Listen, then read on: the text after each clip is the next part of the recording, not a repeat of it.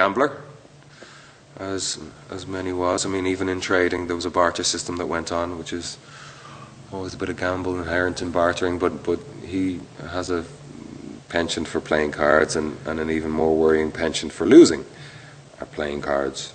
And Valka acquires a substantial debt at the start of the film, or his debt gets to a place where it is substantial, and he knows under the code of rule that the Urki live under that he's in serious trouble. He also commits a very violent act in the opening scene, which is not making things any easier for him. So he sees that he's in a corner, and the only way to get out of this corner, because the corner is literally perimetered by barbed wire and towers, the only way to get out of the corner is to break through the barbed wire.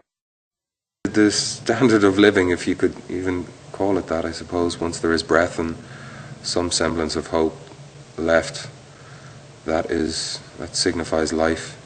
And I don't know how much hope was even left. I think people were broken and institutionalized very, very quickly within this system. It was incredibly harsh conditions, environmentally incredibly harsh conditions.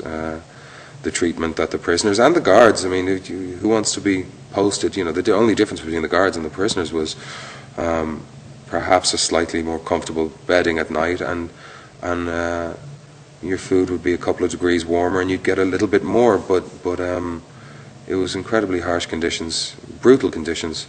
But as happens in every society that forms and has formed since the beginning of time, you know, a hierarchy was always set into place, and it started with the guards and went from there on down to the lowest prisoners, or what would be deemed as the lowest prisoners as far as strength or power goes, privilege. But yeah, it's hard for someone like me who's lived such a fortunate life to fathom living under conditions like that. Of course, that's your job, you know, imagination.